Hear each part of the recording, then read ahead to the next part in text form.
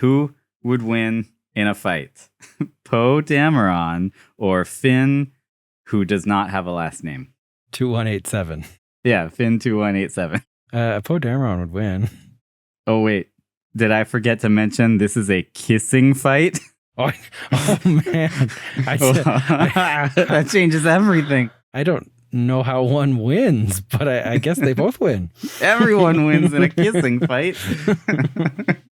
No, I've got a real question for you. This one's actually relevant. So of the sequel era of Star Wars movies, which movie is your favorite? And why is it Rogue One? Okay, so when you say sequel era, you mean things that came out because it could mean in anything, our timeline after a certain date. Well, in that case, yes, definitely Rogue One. I know, right? I mean, it's not even brought back Ponda Baba and Dr. Evazan, which of so course good. Would be the reason most people state, I'm sure. It explains why Dr. Evazan is just so proud of the fact that he has the death sentence on 12 systems. The Empire they tried to destroy an entire They blew up a planet to get to me. Or at least half a planet. No, just to get me.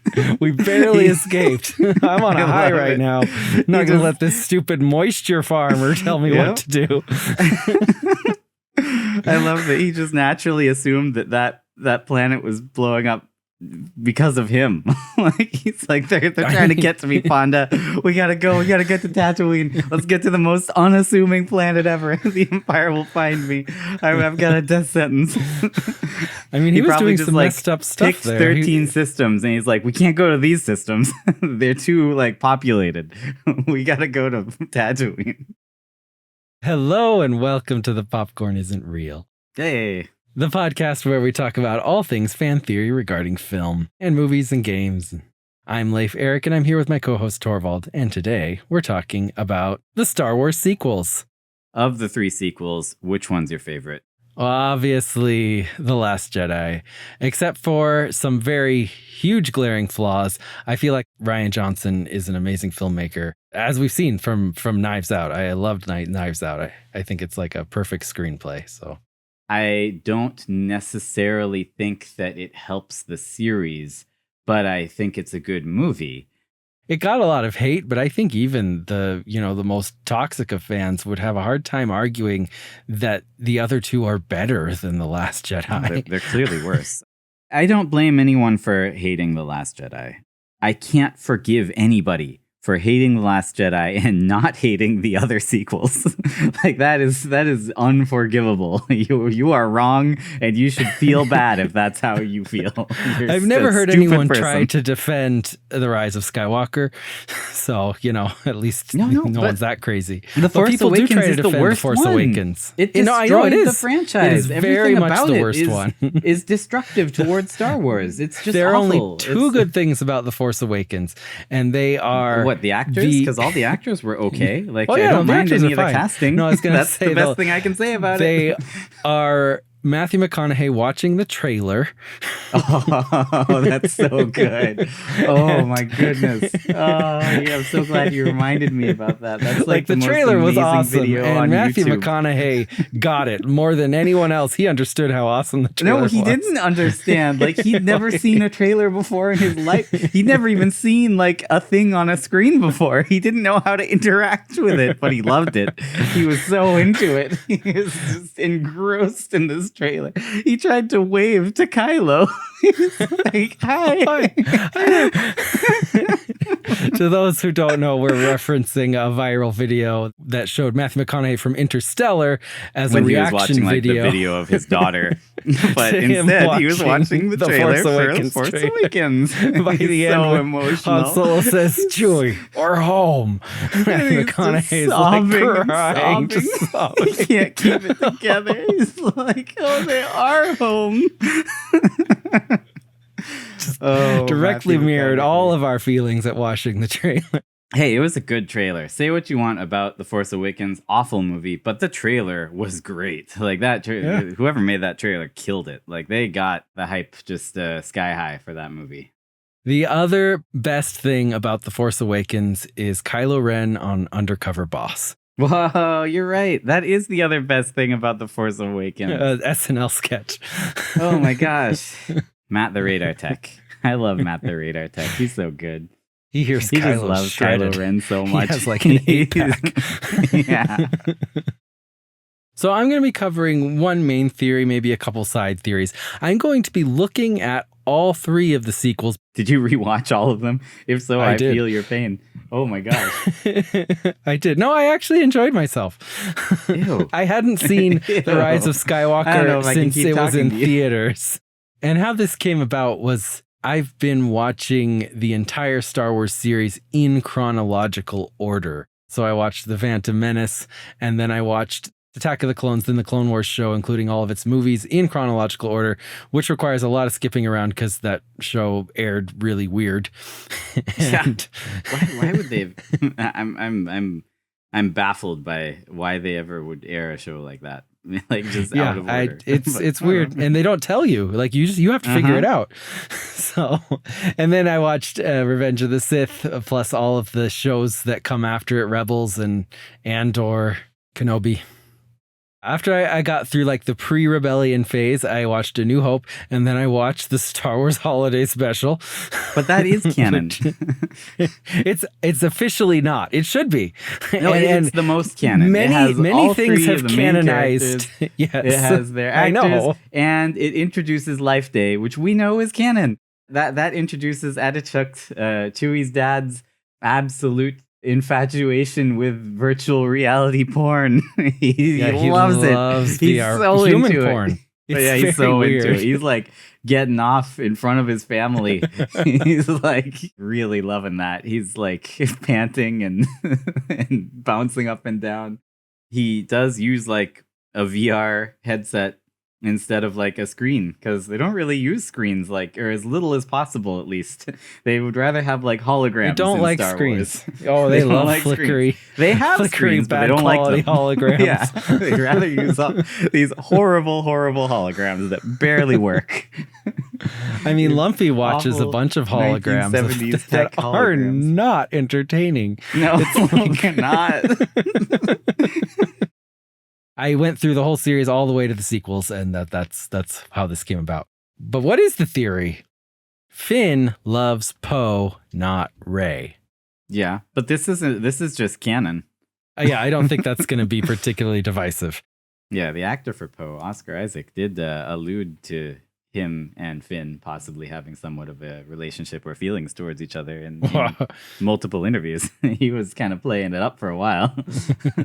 Someone asked him some questions about it, and I think he just thought that was a fun idea and thought he would play it up a bit. But clearly, the directors of certain movies did not agree with that. So they're like, quick, let's give him a girlfriend and make her like really cool and really marketable. Put a helmet on her. Whoa, yeah. People love Zori Bliss. She's not the action figure who goes for like $8. Oh boy. Even though she was like an original Redline figure. So... Dude, you're such a freaking nerd. I know. All right. So The Force Awakens, we've talked it down because it's terrible, but also I will say it does have potential near the beginning. All the new characters are fine. Like, I like Poe. I think his introduction is interesting and great. Yeah, I like Finn. Same with Finn. Stormtrooper turned good. Cool really character. Interesting. They could have done a lot with him. I honestly even like Rey. Like, as a scrapper, I think she's fine. That was the best of Rey in the very first time we saw her was the best of Rey, because she had infinite potential then. She's some like, scrapper homeless woman living on a desert. They could have filled her with backstory. And did they?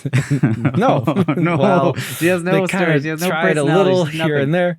Well, I think she stops making sense when they decide to make her Han Solo, Luke, and Leia all rolled into one. Mm-hmm. The original trilogy was fun because it had a trio of characters with different strengths. And Rey just has all the strengths. She's an amazing pilot. She's great with a lightsaber. The most powerful Force user ever.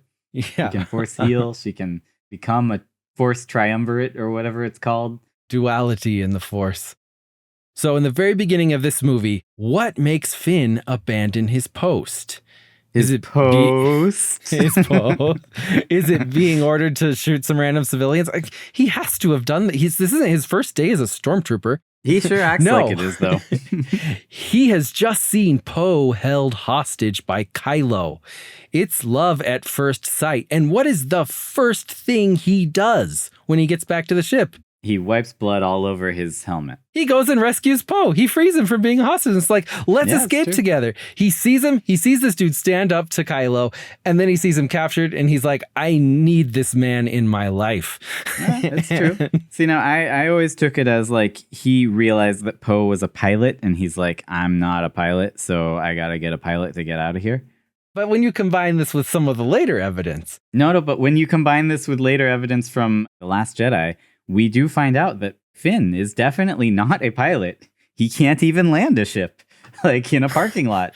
He just like crashes on a beach sometimes and just like leaves a ship there and gets arrested for it and screws up the entire movie. Very early on, this is where the movie goes off the rails. He escapes with Poe and they crash in a desert and disappears. Poe is just gone. He's gone. And that's forever. where the movie essentially is gone. I know, I agree. For me, that was where the movie died. It was great until that point. And then I'm like, what? Because they have great chemistry. Just keep them together. Mm-hmm. And then they meet Rey. It could have been fine. Honestly, they didn't even need to meet Rey. She could have had her own story and they could have just had like, you know, two separate stories going along and maybe met at the end or something. I don't know. Yeah. They could have met each other. I'm just saying there was a lot they could do. Like they had good chemistry with Poe and Finn. Just keep them together, do their thing. Rey was having a cool adventure by herself, finding the Millennium Falcon, getting out of there with the droid. Like she could have done her thing too. Finn thinks Poe is dead. And what does he do when he thinks Poe is dead? He takes his jacket and tries to become him. No, he loved that jacket though. Like this is where the entire romance theory comes from, is that Finn, like the first time him and Poe talked, he was like, dude, that's a really nice jacket. He specifically complimented his jacket. And then after Poe died, he's like, oh, at least I still have his jacket to remember it. Yeah, exactly. No, he takes the jacket. He's like, I loved this man. I need to become him. So he claims essentially to be Poe. He's like, I'm with the resistance. I'm a big, cool guy. He knows he's a coward at heart. I mean, if there's anything we know about Finn, it's that he is a total coward. And I love that about him. Yeah. But, I mean, I agree. Very and I also consistent. think it's an interesting character trait, like to have one of the main characters be a coward. Like that's fun. Gives him a lot of things to overcome. Yeah. It's much better than having a main character who's just perfect in every way and has no personality, right? Yeah, no, I genuinely like that about Finn. But I think he's trying to do what Poe would have wanted. His heart is just broken. Later on at the end of the movie, when he meets Poe again, they hug, and it's an affectionate hug. It's not like a bro hug. It's like they really missed each other. And then they like, you know, kiss a little bit. And there's tongue. There's just a quick little make out. No. At the end, after they have the big fight, Finn is hurt, and it's Poe who takes Finn away. Rey doesn't even care. She's like, I'm gonna go find Luke. Well, Rey doesn't like Finn. Dude, but no, she doesn't. But Finn like tried to confess to her in The Rise of Skywalker, and they never, ever came back to that. Wasn't that cool? No. They actually come back to it a few times, and that's not what he's trying to do. There's a very good reason for that. We'll get to that when I get to The Rise of Skywalker. Okay, sorry, didn't want to skip forward. We'll just leave that one dangling, tantalizing our listeners till later. Just talking about Finn, a lot of people really, really harp on the fact that they think that Finn would have been a much better character if Disney had the balls to make him a Jedi. And everyone's like, they teased that he was going to be a Jedi because we all saw him holding the lightsaber in the trailer. And then he picked it up. Then he had a fight with Kylo. And, he held his own. And why did they never turn him into a Jedi? And I'm just sick to my stomach hearing that. I'm like, that would have been the worst thing they could have done for him, is making him a Jedi. I think he's so much cooler and interesting being like a guy who used to be a stormtrooper and wants to defect and is kind of a coward. Like he's got infinite potential. You could do everything. So much with him. He doesn't need to be a Jedi too. That would just be dumb. No, it's weird because I obviously I feel similar to you, but I had the opposite experience. Seeing the trailer, I didn't like Finn because it seems like all he does is breathe and sweat. Yeah. They show him like 4 times and that's all he does. But it wasn't until I actually watched the whole trilogy that I was like, I actually like Finn. He's a very consistent character. He's interesting. In this movie, they clearly had no idea what they were doing with Finn and Rey. And I think the lightsaber is kind of symbolic of that. They didn't know which one they were going to make the Jedi. Like, I think this is just indicative of rewrites. I think at one point there was a draft where Finn was going to be a Jedi. Absolutely, yes. Speaking of Finn's arc, I love that he doesn't have an arc in The Force Awakens. He wants to run. That's all he really wants to do the whole movie. Yeah, he just keeps getting like pulled into other things. Like he's like, I don't want to go to Starkiller Base. And they're like, you got to go to Starkiller Base. And he's like, I just want to leave. It's really good. And I love in The Last Jedi that he was incapacitated wanting to run, and he wakes up wanting to run. And he immediately goes to the escape He gets pods. out of there. He's like, we gotta go. It's just great because nothing has changed from his perspective. Well, in this, as we bridge the gap between Force Awakens and The Last Jedi, I have to say, a lot of people think that Rian Johnson tried actively to undermine everything that J.J. Abrams had set up with The Force Awakens. And I don't disagree with that. I kind of agree with that. I think he was. Yeah. But I admire, and I think most people miss this, I admire the fact and how well he carried through on every single plot string that J.J. Abrams had left dangling at the end. He picked up everything. There's nothing that he didn't continue to run with. And yeah, he took a lot of those plots and like turned them on their head, but he didn't forget them. Like he paid attention to that awful movie, and he was like, "All right, I will do what I can with this. I will pick up every plot." I mean, he's, you like him or you hate him, but he seemed to have done his best. Yeah, I agree. I mean, Rian Johnson did exactly what I would have done if I had been brought in, which is I love canon. Dude, you're a great director. I love little details, and he kept all of them. But I also hated the Force Awakens. And if I had been brought in, I would have been like, okay, well, how can we make this not stupid? Yeah, it's a good question. How can we do anything else except other than just trying to badly copy the first movie? Oh my gosh, I can't believe that they brought Starkiller Base into, like, that was just the fall of that movie. It was just like, at that point I was just like, stupid. This is what we're doing. In the original movie, the Death Star is set up from the very beginning. Like it's this big force, and we see it do lots of damage. It is a huge undertaking of the Empire, and its completion is like a massive milestone that took lots of effort and resources, right? They didn't just pull it out of nowhere, and they didn't just turn a planet into it. Like, how did the First Order do that? Make any the First sense. Order doesn't have the resources of the Empire. It makes no sense. And also, one of the things people hated most about The Return of the Jedi was the fact that the Empire just pulled another Death Star out of their back pocket. Like, people thought that was stupid. But at least it was like broken. Let's do that. At least it's like half a Death Star. Only half of a Death Star, yeah. I don't necessarily know a lot about how hyperspace works, but they can see those beams traveling across the sky, yet somehow they're hitting planets that are in other solar systems, in real time. Traversing beams, I guess. That would take a long time. Like, light only travels at a certain rate. I guess they're using hyperspace, but anyway. Have to be, yeah. They receive faster than light transmissions in Star Wars, right? Like, they can communicate supposedly like across vast distances. So they must be able to send radio waves across hyperspace. Therefore, they can send light across hyperspace. So if those were in fact laser beams, which I guess we don't know if they were, then yes, I guess that's possible. I don't know. The Last Jedi. Now, I love the way The Last Jedi takes all the plot holes from The Force Awakens and tries to fix them all. Yeah. And it fixes them in a really good way that I think actually makes sense. Like, it points out that Kylo Ren was just like a pitiful version of Darth Vader, and he's not really Darth Vader, and then has him break his helmet because he realizes he can't be Darth Vader.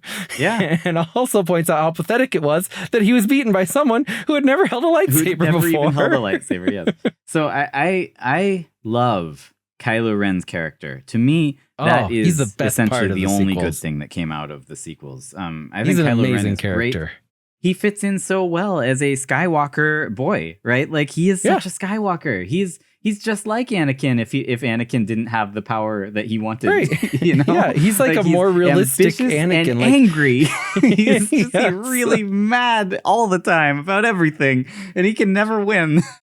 I genuinely love in The Force Awakens how he's like an anti-Darth Vader. He kind of looks like him, but no one's scared of him really. And he doesn't ever kill or choke people. He just like hits the consoles and breaks things. He and hits the things. stormtroopers are like, okay, let's just leave.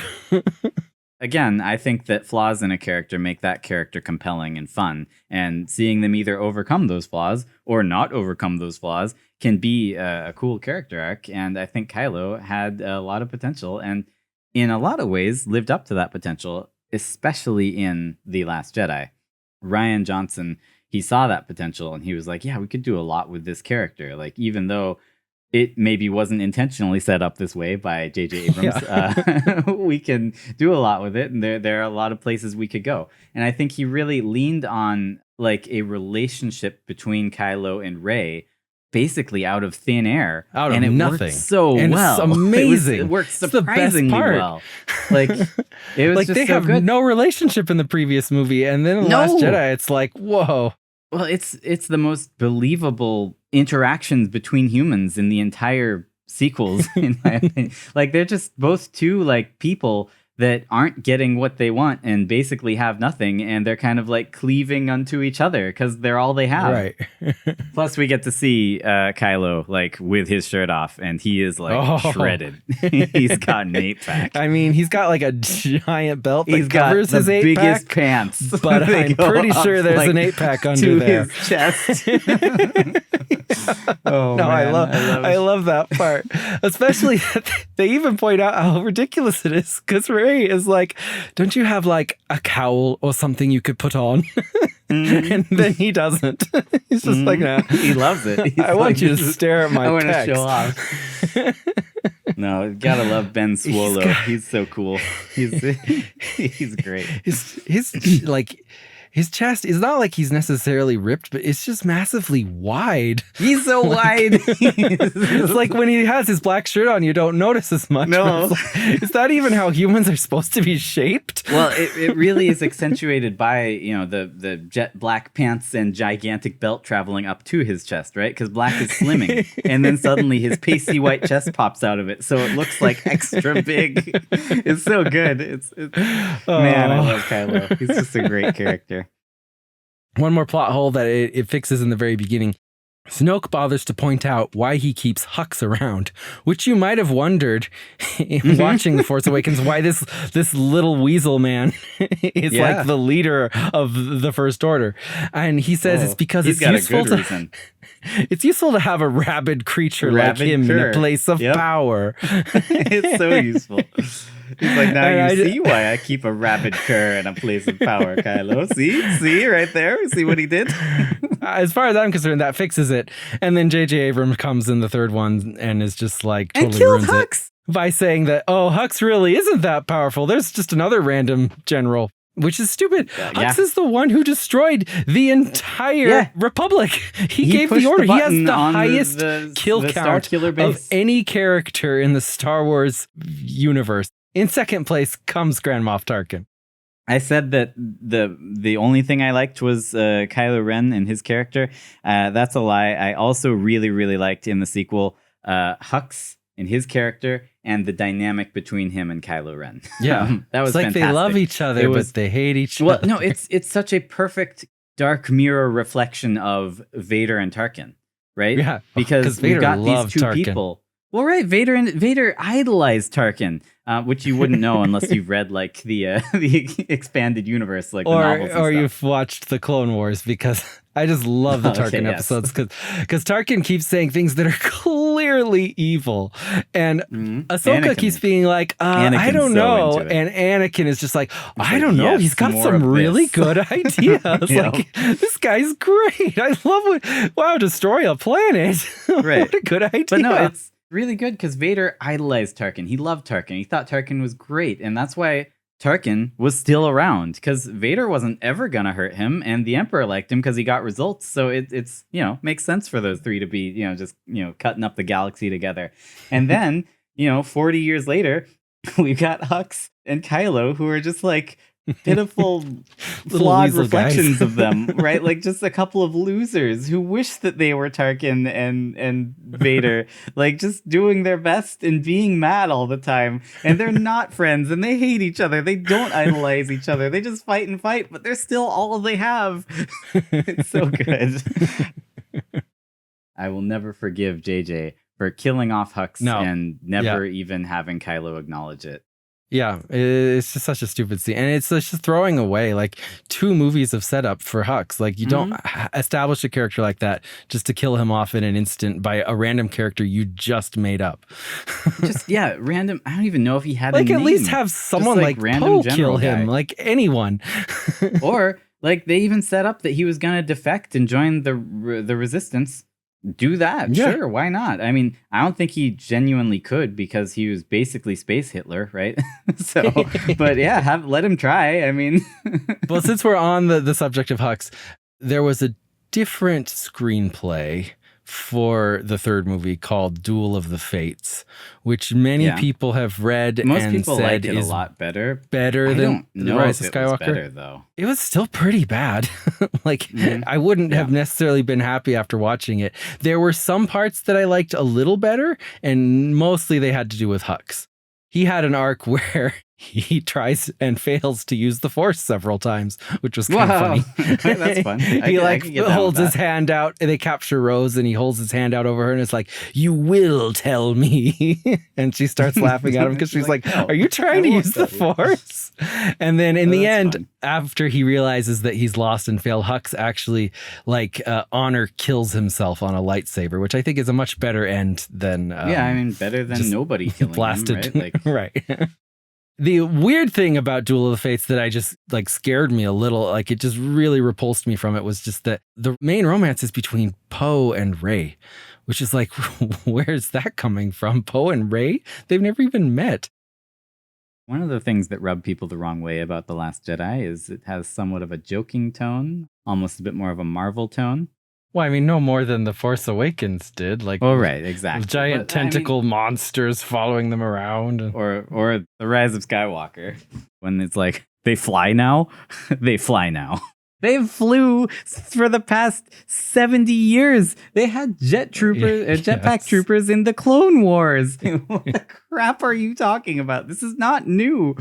That's like if someone walked into a war with like an AK-47 and I was like, oh, they have machine guns now? Like, they have those. Machine guns. People really latched onto this in The Last Jedi. The movie opens with a joke. Poe calling up Hux. Yeah. And acting like he's on hold and can't hear Hux. But that's just Poe's personality. Right. So I agree that this is pretty out of character for the Star Wars universe. But like you said, maybe it's in character for Poe. I would say it's fine that he acts this way, but he should have to deal with the consequences of having a personality that doesn't jive with his compatriots or with the universe as a whole. And he does have to deal with those consequences. Like a major arc of this movie is basically Poe learning his lesson. Yeah. It absolutely justifies him acting like a big goofball jerk off in the middle of a battle, right. Because he faces major consequences for it. And he has to reassess himself and his entire life because of it. It may not be a perfect arc. There are some issues, but I think that they actually justified him being joking. It's certainly better than his arc in the previous movie, which was nothing. Yeah, his arc was disappearing and not being there for the rest of the movie. So weird. Yeah, I just thought that that's one thing that people complain about with The Force Awakens that I really can't necessarily get behind. I feel like it's a bit more of a meta movie, like it's conscious of itself, unlike the J.J. Abrams ones that are just stupid. Awful. Yeah. There's no intelligence in them whatsoever. So this scene where Poe is acting out is in general a bit interesting because his assault on that dreadnought was an absolute suicide mission. It's terrible. He was totally wrong, and Leia was right. Poe is a maniac. He's crazy. He got so many people killed here. It was an awful, awful mission. He's when they apparently only have 400 members of the Resistance left somehow. I don't know how that happened. Poe killed them all in horrible missions. Apparently his best idea was everybody drive straight towards the fully active Death Star and let's bunch all of our bombers together. It's insane. Yeah. And yeah, all the bombers die. Everyone dies. Poe doesn't die because like he chickened out. He left. Also, Poe's strategy here is bad because he doesn't seem to know how space works. Well. Like, it's not a 2D plane. You can fly in all directions. And also, in space, you don't have to drop bombs. Right. You can shoot bombs. You don't have to be over anything. You're always over it because there's no up or down. Right. So that did bother me as well. When I watched the movie the first time, I've somewhat come to terms with it just simply due to the fact that there are TIE bombers in the Star Wars universe, and they do drop and there bombs are in Y-wings. space. I mean, this is established. You can't hate on it too much. It's just how the Star Wars universe works. They drop bombs in space for some reason. We don't know why. Maybe it helps somehow, but they do it. It's fine. It's you just can't the shoot universe. bombs that powerful. They gotta be dropped. They have to be dropped. I have no idea why, but that is the case. Here's the reason why. It's because it was created by a man who grew up in the 1950s, Yes, and he was and watching people from that era World War II love movies. World War II movies. Yes. And that's why they drop There bombs, were bombers. which is also consequently relates to our Poe loves Finn and Finn loves Poe theory, because in this movie, there's actually a deleted scene where Poe has repaired the jacket that he gave to Finn, or that Finn took. He's repaired it and he gives it back to Finn, which in like 1950s dude language, that's like how you say like, someone's I your love girlfriend. you. Yeah. You give them your coat, right? Your varsity Absolutely. jacket. Give 'em your jacket. Mhm. I'm with you. That fits in very well with the very next scene of the movie, which is gooey naked Finn leaking all over Poe, which is very, very good. And Poe's so happy to see him. Just like, It just feels so good. They're so happy to see each other. And Finn is just like, I gotta get out of here. I have to leave. The next thing that people really hate about this movie was Luke throwing away the lightsaber when him and Rey met. So first of all, look at Luke's expression at the end of The Force Awakens. He's not happy to see Rey. And he wouldn't be. He was hiding. He's a hermit. Right. He wasn't sitting here waiting to be found. He was sitting here hiding. She's mad because he dropped the thing and he won't join her. He says, you think what? I'm going to walk out with a laser sword and face down the whole First Order? What did you think was going to happen here? You think I came to the most unfindable place in the galaxy for no reason at all? Yeah. It's a good question. I imagine this is what Rian Johnson was thinking as he was trying to figure out what J.J. Abrams was thinking. Yeah. And I also love how he calls it a laser sword, because that's like the generic term you would use if you're someone who isn't really part of Star Wars, you know? He's being derisive on purpose, and it fits in universe because that's like something Han Solo would say, right? Like as a non-Force kind of guy, he in the first movie he would have said like space wizard with a laser sword kind of thing. I appreciate this scene because Rey walking up to Luke and wordlessly extending the lightsaber to him was just the stupidest thing I've ever seen on film. Because, like, why? What is she doing? First of all, why is she here? Which Luke starts asking her later. She's like, I'm here to get you. I'm here to bring you and save the resistance. And he's like, no, but why are you here? And he's clearly like, why isn't like Leia here or Han or something, right? It makes no sense for her to be here. He says, they sent you. What's special about you? Where are you from? And she just says, nowhere. Going back to how people hate Luke throwing away his lightsaber, throwing away his legacy, I understand people hating it. I don't care about how anyone feels about it. I don't care how I feel about it. It does not matter. This was the only way this scene could have continued. If you look at how The Force Awakens ends and how this movie starts, what was supposed to happen? Like, there's no possible way any director could continue this scene without Luke being angry and not wanting to be a Jedi. Because Unfortunately, J.J. Abrams set up a situation where Luke went and hid on the furthest and most unfindable planet in the galaxy, as stupid as that sounds. And yes. He says it like it's stupid too, because it is, and Rian Johnson knew that. And he has literally forsaken his entire role as a Jedi. So clearly, we've got a guy who doesn't want to be found, doesn't want to be a Jedi, doesn't want to help with anything. What else is he supposed to be? Like, Rian Johnson didn't set this up. J.J. Abrams did. So whether you like it or hate it, take it up with J.J. Abrams. This is his situation. So I don't care whether you like it or hate it. It's just the only way the movie could continue. Like, what should Luke have done? Run into her arms and embraced her? That wouldn't have made any sense. Like, he doesn't know her, and he doesn't want to be found, and he doesn't want to be a Jedi, clearly. And again, not because I like it that way, but because that's the way it is, according to J.J. Abrams, who was given the reins to the first movie.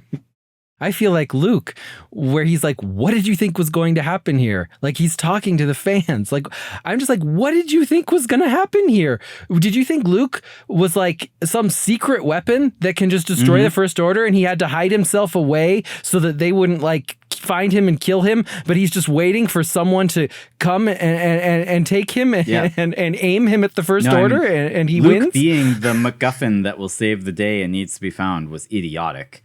But apparently that's all J.J. Abrams knows how to do, is MacGuffins that need to be found so the movie can continue, right? Since we're talking so much about J.J. Abrams, just a random anecdote.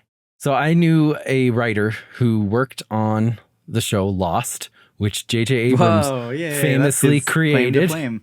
And she said J.J. Abrams had no idea what was going to happen in Lost. Yeah, clearly. He wrote the first episode, and that was his entire involvement until he came back and wrote the last episode. He had no involvement in the series other than that. He just put a bunch of interesting things together for a first episode and then left. Luke goes and he finds a sea cow and drinks green milk instead of blue milk. Just like he threw down the blue lightsaber that Rey gave him.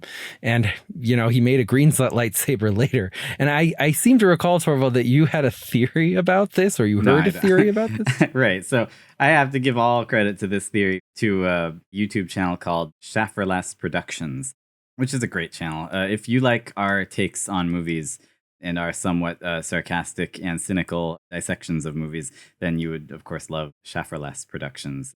He had a theory about The Last Jedi that Luke drinking the green milk right here is indicative of his entire character arc up to this point. In Luke's world, various colors define everything. In A New Hope, Luke was a young, hopeful boy with big dreams and aspirations. He was represented by blue.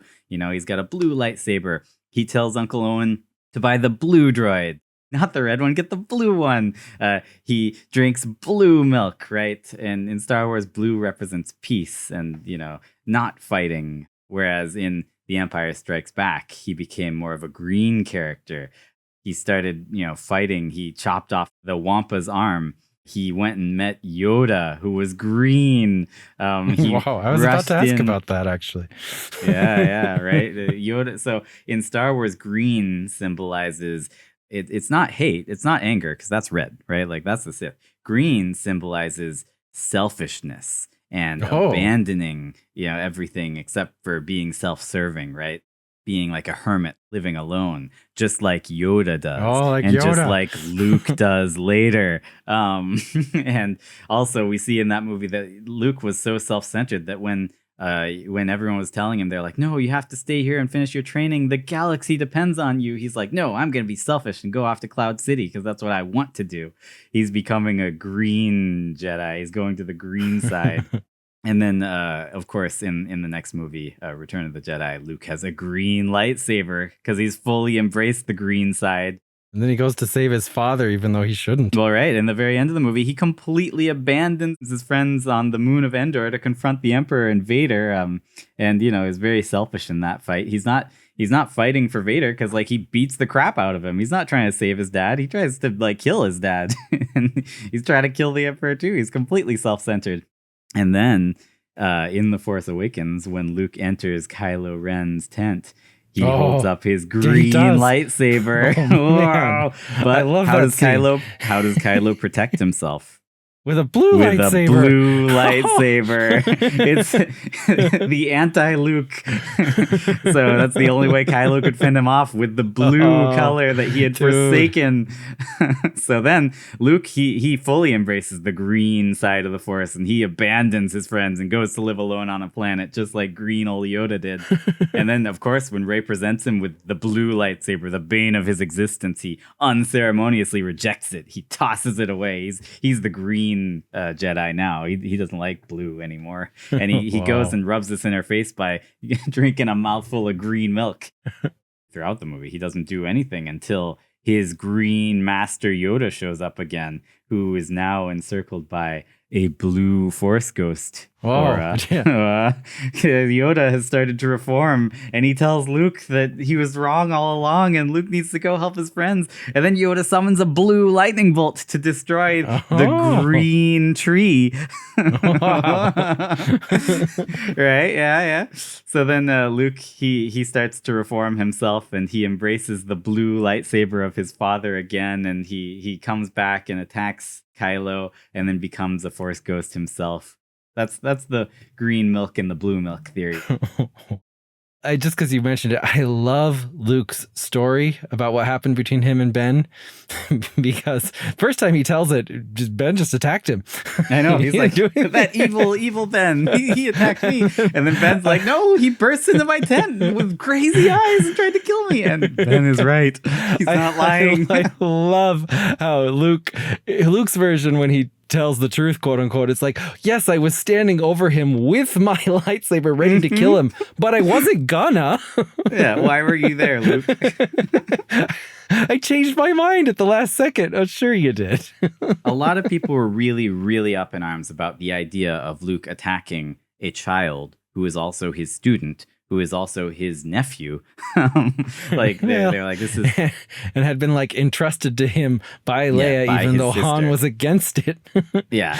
So people are like, this is something that Luke would never do. Luke Skywalker's a good guy. He has like really, really strong morals. He would never, ever do anything like this. And I kind of think this is actually somewhat in character for Luke. I don't like certain things about this movie. I don't necessarily like that Luke did this, but I don't disagree with it.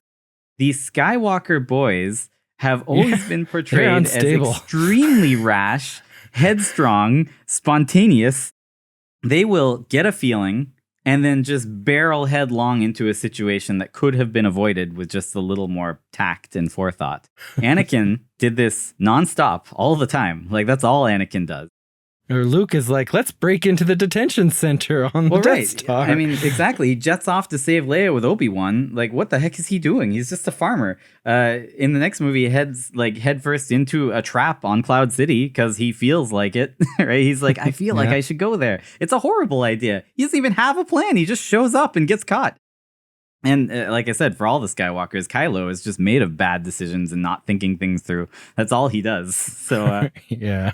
I think if Luke got a sudden feeling of absolute dread and death from the Force pointing him towards Kylo, I 100% believe that he would rush in there in the middle of the night with his lightsaber drawn. I don't think that's even slightly out of character. Yeah.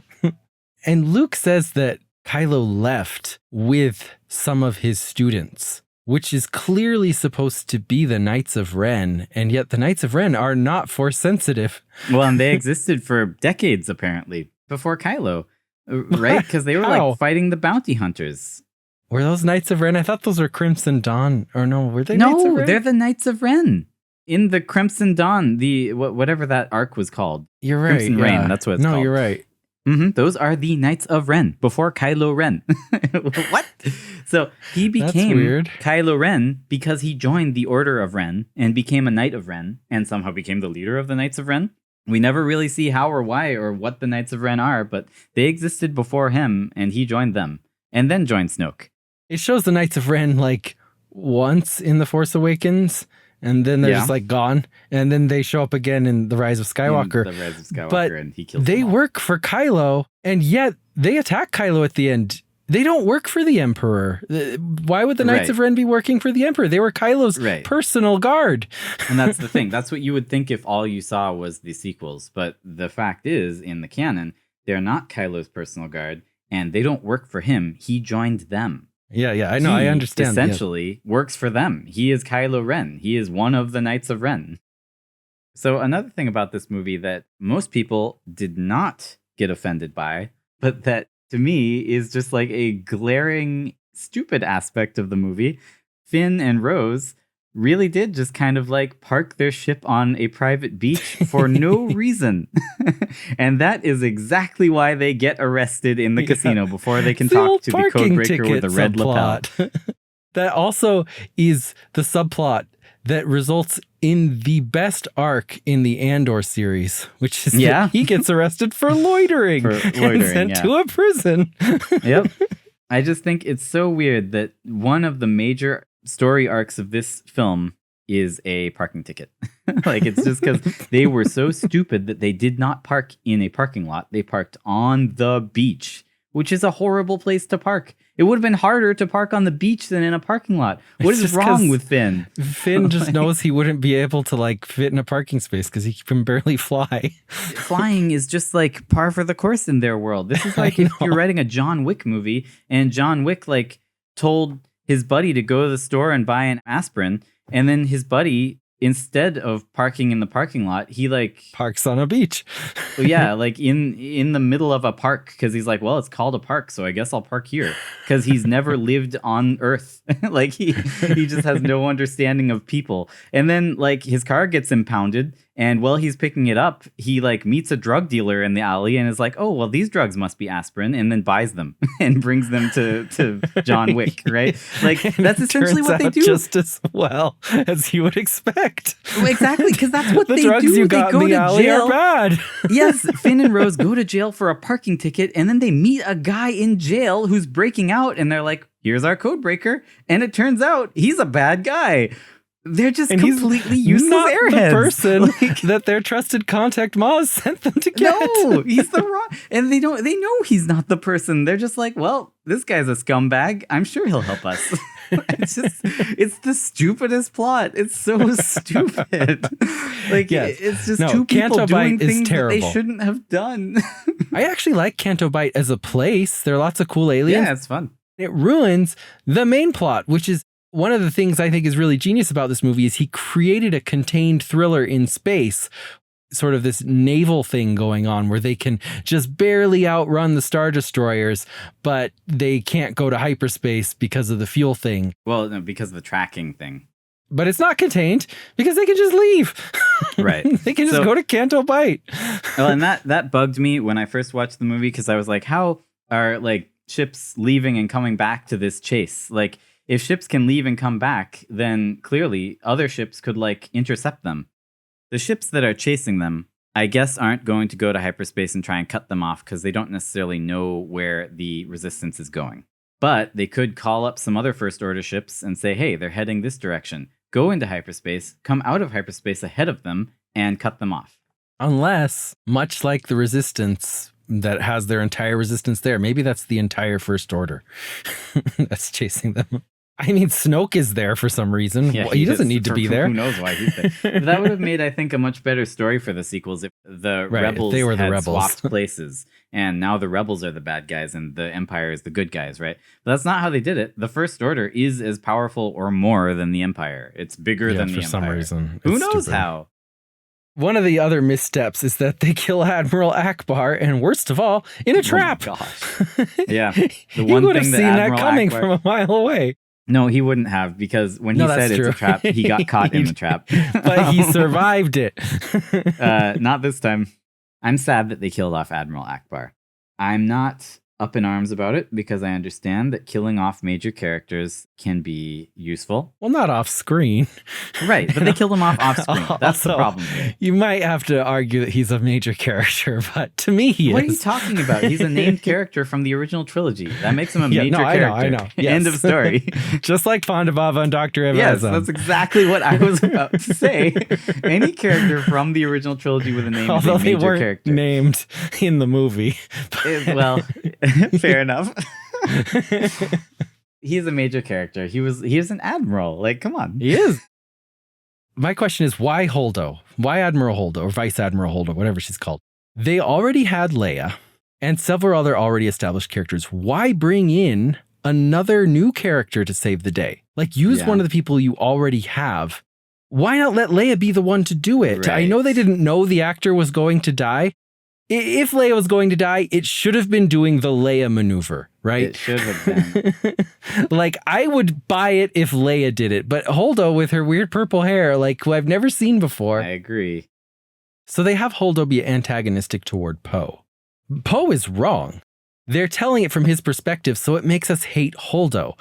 Now, this is unfortunate because she saves the day at the end, which isn't exactly a great payoff because we didn't like her and we're not supposed to like her because she's the antagonist here, even though she is correct. Like if you look at it from her perspective. She is wrong for hiding her plan from everybody. I don't know why she doesn't just tell them we're on our way to a planet. I agree with you. I think she should just tell them the plan. But at the same time, maybe she did tell some people the plan, but not the guy who was just demoted. That's exactly what I was going to say. Poe is a loose cannon, and he is also a total traitor. He puts handcuffs on the Admiral. Poe should have learned what the plan was through the chain of command, as all of them should have. She should have disseminated that information. Another new character who got a lot of hate is Rose.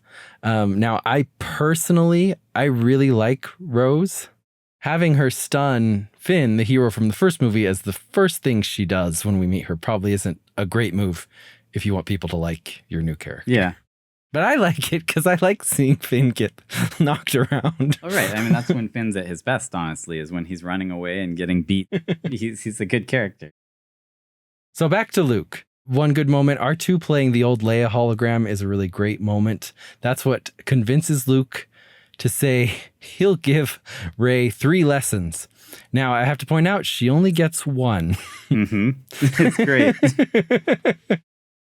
I do like what he teaches Rey, though. And this goes, I just love the theme of this movie. It's just that the old needs to die and let's do something new. Like The Force Awakens needs to die. Let's stop copying the old. Let's do something new. I love Luke says, now that the Jedi are extinct, they are romanticized, deified. But if you strip away the myth, look at their deeds, the legacy of the Jedi is failure, hypocrisy, hubris. At the height of their powers, they allowed Darth Sidious to rise and create the Empire and wipe them out. He's right. I get it, and I fully agree with him. But he never experienced he didn't know their them. Self-righteous idiocy. Like, he came along after the fall of the Jedi. So, like, I don't know, like, where did he get all It might make sense for Obi-Wan to say that, except Obi-Wan would never say that. No, Obi-Wan's a zealot. That's his thing, is that he is fully into he's drinking the Force Kool-Aid. And I love that about Obi-Wan. He's one of my favorite Star Wars characters just because of how consistent he is. But Luke, I don't know where he'd be getting these ideas unless he has been reading some Empire propaganda history books or something that were talking about how horrible the Jedi were. Yeah. And I love to hear this from Luke for the sole reason that this is exactly how his dad felt. And this is what led his dad down the right-wing dictator path of becoming a Sith, right? Like, this is what Anakin was saying to Amidala, right? He was all maybe that's exactly why Luke thinks he needs to sequester himself off on this island of nuns. I don't know, but I was thinking kind of the same, is that maybe Luke has fallen to the dark side here. I mean, that could be an interesting plot if they were had Luke go on a rant about how the Empire ship was stolen and Palpatine just wanted to protect the Republic and we should stop the steal. It could have been fun, but anyway. I felt like the Luke training Rey bit of the movie was kind of half-baked. It was a really long movie, so I wasn't begging for them to put more into it. If anything, they should have taken a bunch of crap out of it, but they could have taken out the entire Canto Bight arc. Exactly. It is only created by Finn saying, I can't get us into the Star Destroyer. You did that. You already got them in the last movie. That's your thing. Yep. You used to be a stormtrooper. I would believe it if you just said, I can get us in. Yeah, right? That would have cut out 30 minutes from the movie. We didn't need this entire thing. How do you feel about them saving the horses? Lots of people are up in arms about that because they're like, Here's we how- saved the horses, but not the slaves. Oops. I have virtually no feelings on that whatsoever, except that the police seem really concerned with tracking Rose and Finn. But at this point, there is a herd of like indestructible horse wolves Yeah. destroying their city, trampling cars, running wreaking straight havoc. through walls. Like if this happened in any one of our towns, like in downtown LA, the concern would be to catch those animals. Who cares about the 2 parking violation people? We gotta catch those guys who parked on the beach. But you gotta understand, for these police, it's personal because they just broke out of jail. So the police are like, we gotta catch those jailbreakers, you know? Like, Rey and Kylo start seeing each other. you know, seeing each other not just like eye to eye, but also in like seeing each other as like a couple. Like, Well, yeah, I mean, they're basically even if- forced dating, is all I have to say. So. yeah, they are. Even if you didn't know it until the 3rd movie when they finally kiss, and you realize you didn't know you wanted them to kiss, but as soon as they start doing it, you're like, this is what great. I always wanted. Yeah. All I ever needed to hear from Ben Solo was, "Ow." It's a great line.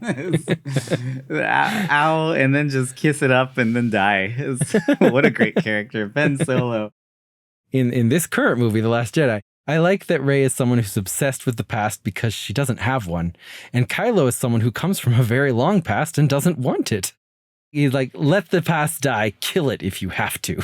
And I love that on a meta level, because that's kind of what Rian Johnson is doing here. He's killing The Force Awakens, letting the past die by turning everything on its head. Yeah. Rey falls into the evil cenote of the dark side. I like how she's an infinite copy of herself, just echoing everything that came before and after. She feels like it leads somewhere, but then it just leads to herself. On a meta level, this is saying that the Star Wars series can't just keep copying itself over and over, or it will be nothing. Like how they keep saying Rey is nothing, and she comes from nothing. And we see Rey copied millions of times. She's nothing, and the Star Wars series will be nothing if it keeps copying itself. But you could also argue that this fits into something they hadn't even planned yet, which is that it's foreshadowing that she's a clone of a clone of a clone. But she's not. She was the daughter of... Right, yeah, I know. But yeah, she was made using the wet method. She was. Stop it. We gotta stop referencing that episode. Everyone needs to listen to Haunting Ground. I like that interpretation of this scene. I want to talk about what I think is the greatest scene in the movie.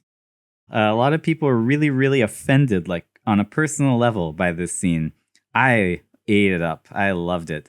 I think that Kylo Ren just absolutely slicing Snoke in half and removing him from the trilogy is the greatest thing that ever happened. Rian Johnson is a genius for that scene alone. Because one of the things I hated most about The Force Awakens was Snoke. He's just like a generic, stupid Palpatine, which I love that later in The Rise of Skywalker, we learn that he was just a generic, stupid Palpatine. Yeah, he's just a failed clone. That kicked off to me just an unbelievably amazing, beautiful action scene of Rey and Kylo back to back fighting off all of the Imperial Royal Guards together. I love that scene. I think everything about it was just like a masterpiece. It's perfect. I love how everyone is seeing the future and misinterpreting it. Like, not only Snoke, but Rey and Kylo both tell each other the other one will turn and stand with them to defeat Snoke. Turns out they're both correct. They're both seeing the same future, correct. But they...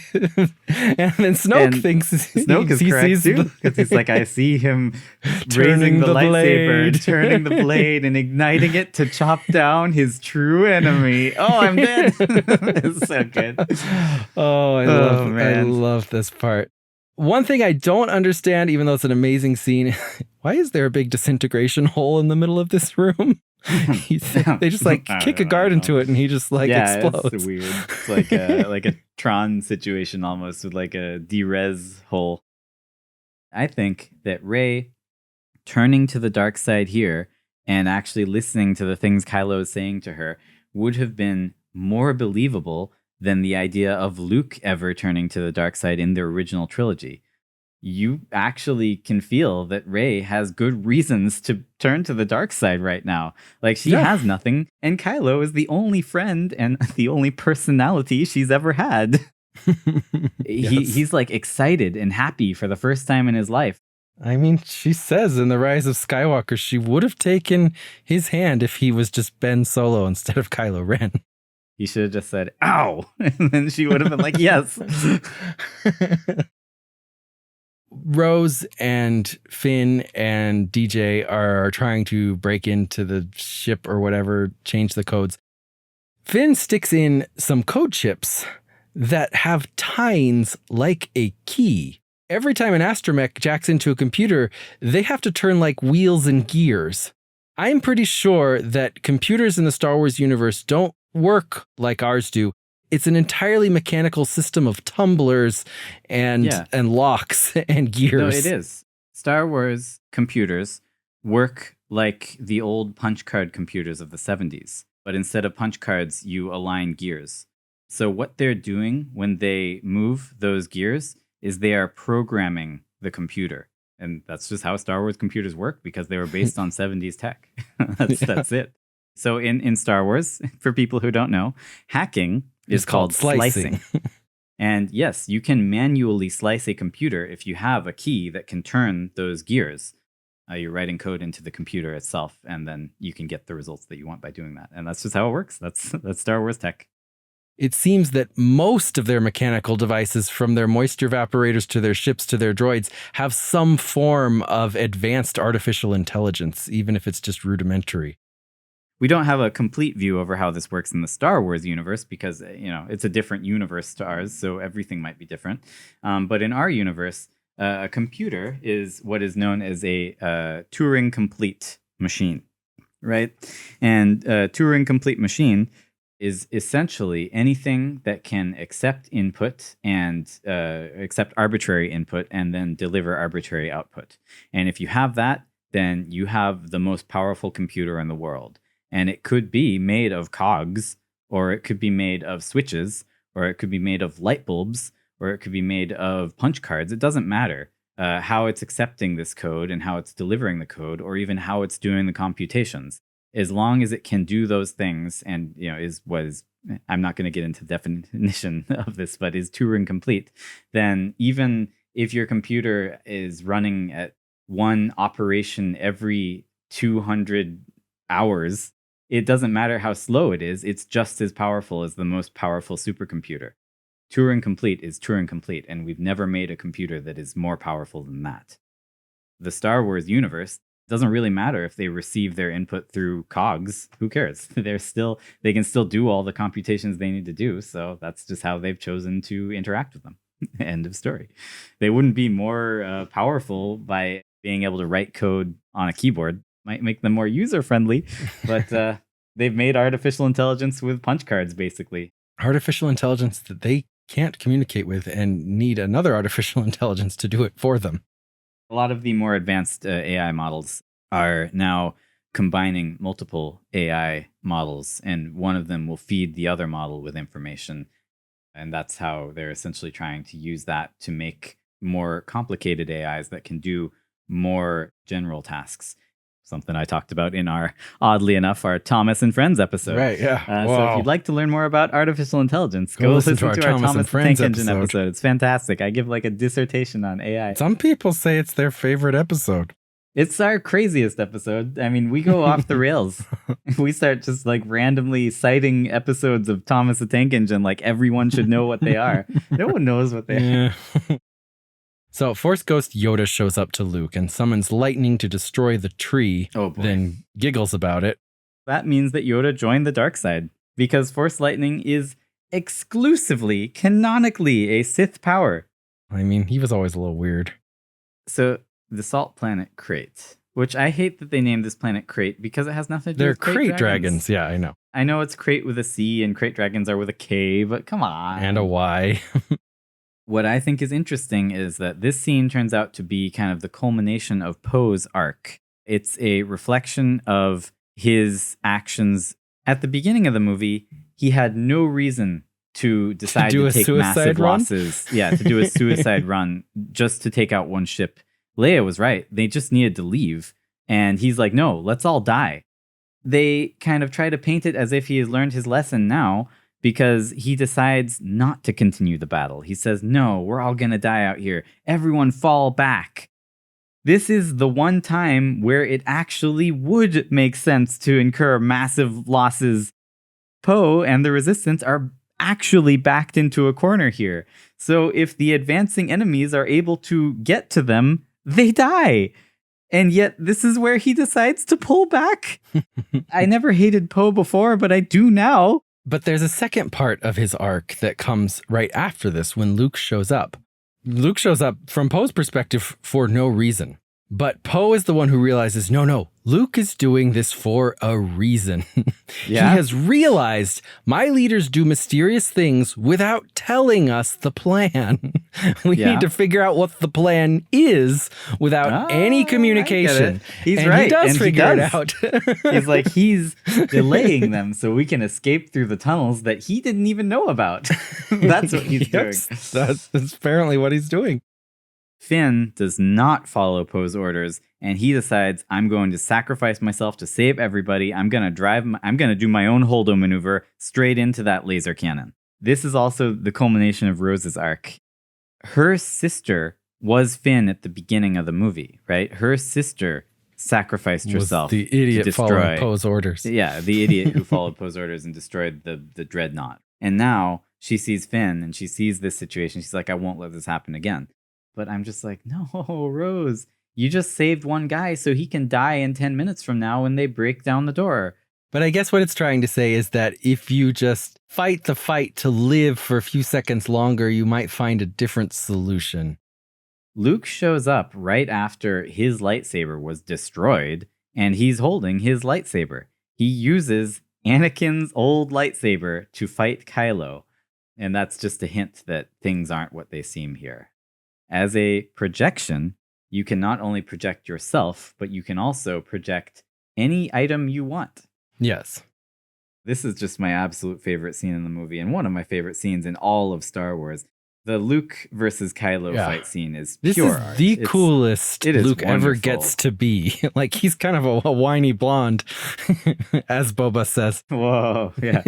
This is some of the best lightsaber dueling that we get. It's not over baton the top, twirling, flipping around like the prequels. It's Kylo fighting, and he's fighting to kill because that's his style. Like, he just slashes and slashes, and Luke just avoids every hit, and it's amazing. And even more importantly, this is such an incredibly cool way for Luke to use immense force powers, like to show the power of the Skywalker name, to just beat and humiliate Kylo Ren without turning it into like a superpower.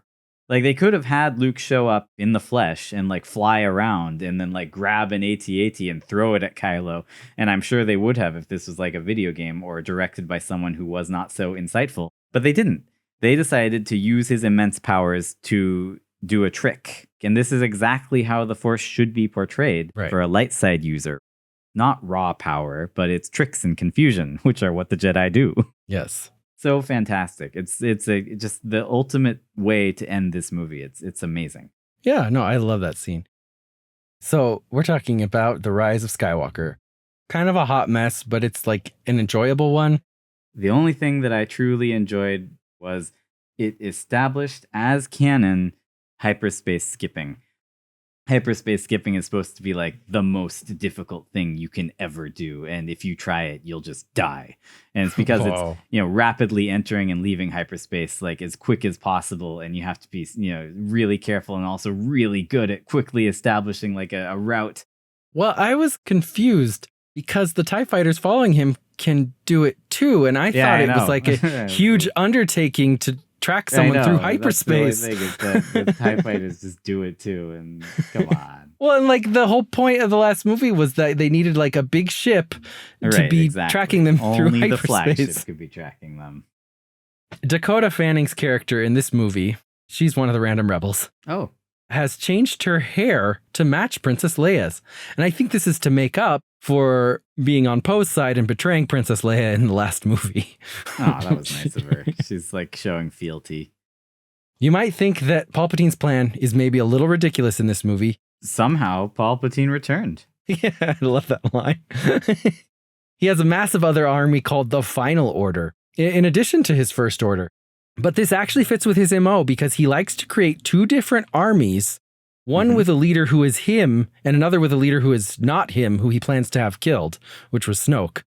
Yeah, it also matches like the way that Sith do things because there's always two. There's always two. But the two of them are always looking for a replacement and trying to train up a replacement and trying to kill the other one. I love the rule of two. It's such a good... Me too. Dude, I love the Sith are philosophy. so great. It just makes me happy. It's amazing. It's so Keeps good. them on their toes.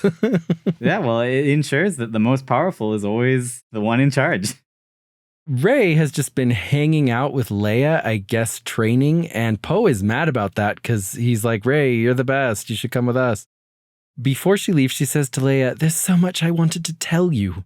But she's just been chilling with Leia this whole time. Why didn't she tell her? Everyone's mad at her for not going on missions. What was she doing if not telling her the things she wanted to tell her? The actress actually died, so... Yeah, I think it was like she's foreseeing the future. She knows Leia's going to die. Kylo and Rey are still like mind bridging, force projecting in this movie, even though Snoke is dead. Doing it anymore. The only explanation they give is that they have a duality of the Force. When they meet Lando, he says, "Give Leia my love." And Rey says, "You should give it to her yourself." He kind of gets a look on his face, and I feel like he wanted it to be more than just platonic love. I think he's thinking, now that Han Solo's out of the way. Well, of course he is. He's Lando freaking Calrissian. He's the universe's biggest player. Like, he tries to get with his own daughter later in this movie. Like, he's... the man is just out for whatever he can. Do we want to talk about that? Because it's such a confusing ending for this movie. I don't know what was happening there. Shauna sits down next to him and is like, where are you from? Everyone is instantly thinking, is she his daughter? Why else would she be asking where he's from? And he's got to be thinking it too. Then he gives her like a flirty look. He's like, where are you from? Let's find out together, baby. I know. Why are they ending on that note? He's Lando Calrissian. He can't help it. He hits on any woman that moves. That's the question. Suave. Is he just hitting on her? Or are they trying to imply he's going to help random people find where they're from? Which, why would he do that? I kind of think that they were trying to set up maybe like a mini series where Lando and that girl team up.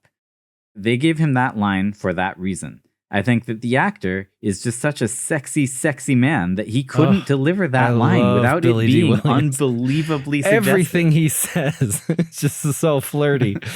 Yes.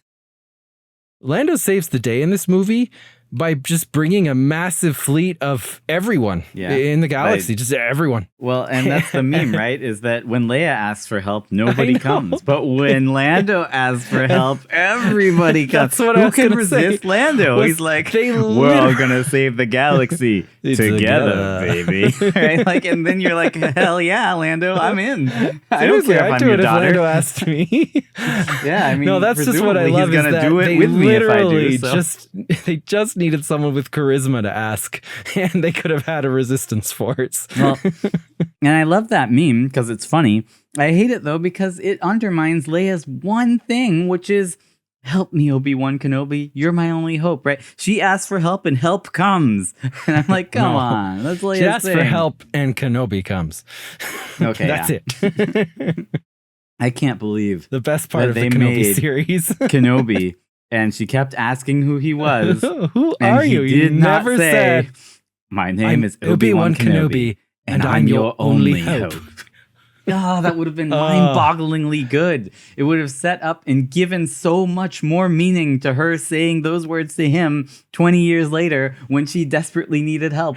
It would have been a callback to that time when she was a kid and he rescued her from being like kidnapped, and so meaningful to him because he would have remembered that, and then he would have heard those words and been like, well, now I have to go help her. And he would have remembered that was the one time he left Tatooine. That was the one time he left Luke. And he's like, well, I've got to do it again.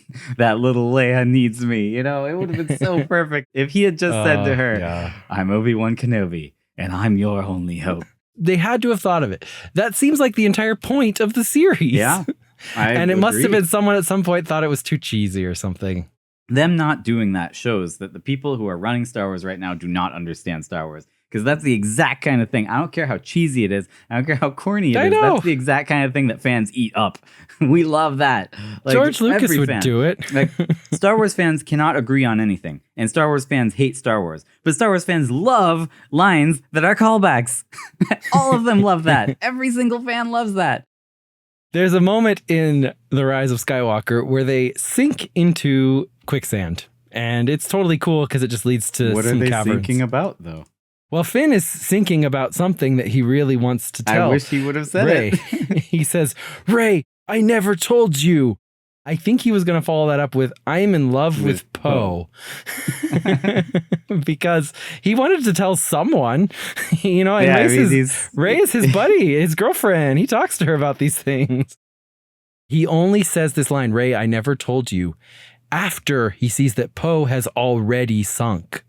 Yeah. He didn't want to tell her in front of Poe. That would have been embarrassing.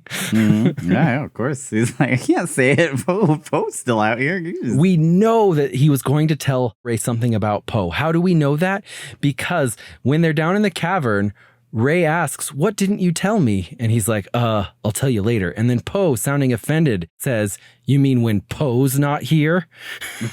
So he knows it's something about him. He senses that. It was clearly intended to be that he was like madly in love with Rey. He was going to be like, I love you. And he doesn't want to say it in front of Poe because like that's embarrassing. He doesn't want to profess his love for a girl in front of, you know, his guy friend. Well, this comes back though. In the Star Destroyer, they're about to be killed. As they're about to die, Poe says to Finn, what were you going to tell Rey? Like he's really stuck on this. He's about to die and he wants to know. I think it's because he knows that Finn was going to confide his feelings about Poe, and he wants Finn to tell him that before he dies. They need to profess their love. I got you. Random note, C-3PO can't translate Sith, which might seem stupid, but the rule was passed by the Senate of the Old Republic, which I gotta give a little clap. Crafty Palpatine at it again. He didn't want his protocol droids to translate Sith. Well, right, because we know that Palpatine is the Senate. So if this rule was passed, it was passed by Palpatine. Either way, this is infinitely less stupid than the ancient dagger being a map of the newly crashed Death Star. Well, and also a map from a certain angle, an arbitrary point. She doesn't go anywhere specific. No, just like this random spot.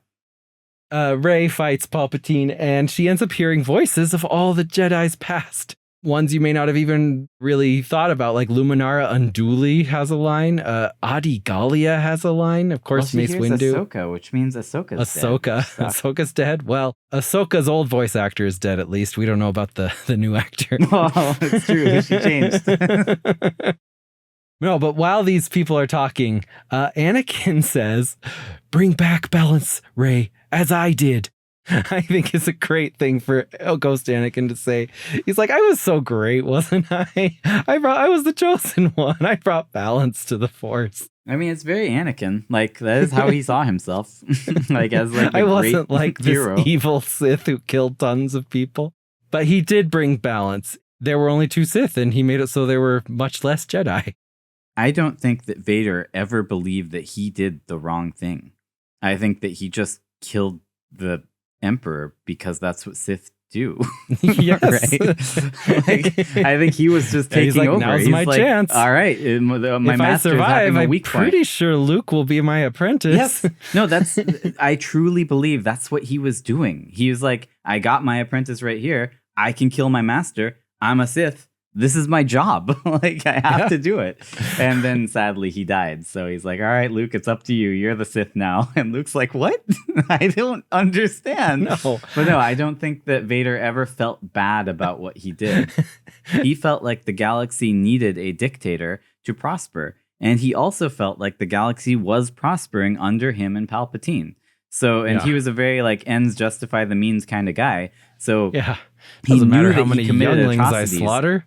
but he thought that those atrocities were okay, right? Like he thought that I'm okay having done this. So, and I believe that that's how he force ghosted. Like he's like, yeah, I'm a good guy. I brought the galaxy balance. So it's all about personal belief. Yes, it is. I think all you have to do is believe that you were great and you can force ghost, because he shouldn't have known how to force ghost. He didn't learn it from Qui-Gon. He should not have learned it. Qui-Gon didn't teach him. I hope Obi-Wan didn't teach him. When would Obi-Wan have taught him? He was a Force ghost for a long time. He could have been appearing to Vader and being like, "Now, Anakin, here's how you Force ghost. I'll teach you." And he's like, "Shouldn't you be teaching my son?" Like, I sure do like your low voice, Anakin. The prequels enhance the character of Vader because I see him as Anakin now, and he's just so Anakin. You just picture his deep voice saying all these bratty things like, "Don't choke on your aspirations, director." I know, he's so Anakin. Like, you can totally picture little Anakin saying stupid things like that and thinking he's so cool and just wishing he had an awesome, James Earl Jones voice box. Dark leather cape. It'd be so wizard. Palpatine is defeated by his own lightning reflected back at him by lightsabers, which I have to point out is his weakness. Yeah. So good. I support it. His Achilles heel. One of the last shots is Finn hugging Poe and Rey, but he's in between them. And I think that's to show that, it's kind of like it could go either way. Like we choose as an audience. Oh, yeah, definitely. Yeah. At the very end, I believe that Rey is really confused when she gives herself the name Rey Skywalker. I think that she thinks Ben's last name was Skywalker, and she thinks that because they kissed, they are now married. Oh, yeah. Okay. That's the best explanation I've got, because I had no idea why she was calling herself Skywalker at the end. No, she's like, we kissed, now we're married. She's got like a very childlike view of that sort of thing. She grew up alone on a desert. She doesn't know how marriage works. Like, she's like, exactly. Yeah, after you kiss, you're married. You're married. I'm Rey Skywalker, which wasn't his last name, but I forgot about that because everyone's calling him Skywalker. There is a featurette on this movie that talks about Warwick Davis. Wait, sorry. The W is silent. It's Arwick Davis. Arwick.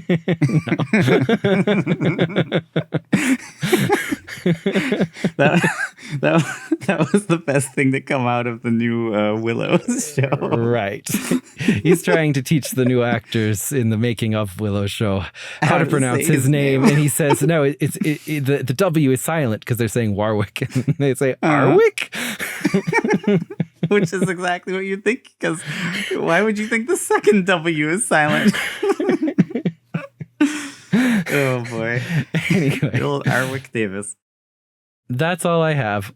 Finn and Poe. Do you think they were in love with each other? I can definitely believe that Finn and Poe have the hots for each other, because I think that it's cute. So there you go. Yeah. I don't know. They're fun characters. They have chemistry together. Yes, they do. Hey, and if you like what we do and you want to hear more of it, then check out our Patreon, and any sort of support you want to offer us, we'd greatly appreciate. And remember, the popcorn isn't real.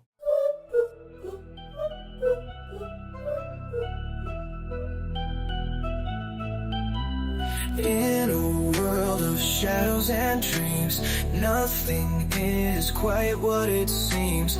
We're the fools in a midnight reel. The popcorn isn't real.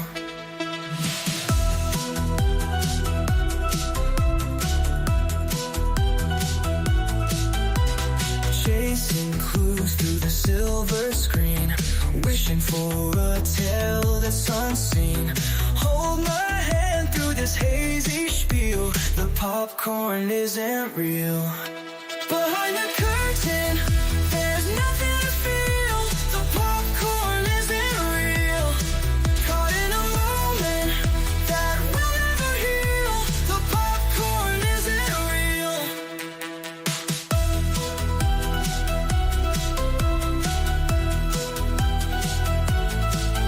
We craft a fiction Searching within fiction's mind, searching for secrets we'll never find. Every clue just a future we steal. The popcorn isn't real. We whisper theories, but they all fade. A fleeting ghost in a midnight parade, holding on to that surreal's appeal.